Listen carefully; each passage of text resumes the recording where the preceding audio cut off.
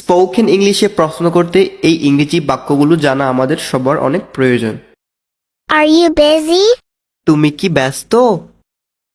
Are you sick? তুমি কি অসুস্থ? Are you fit? তুমি কি উপযুক্ত? Are you lazy? তুমি কি অলস? Are you weak? তুমি কি দুর্বল? Are you okay? তুমি ঠিক আছো? Are you happy? তুমি কি খুশি? Are you ready? তুমি কি প্রস্তুত?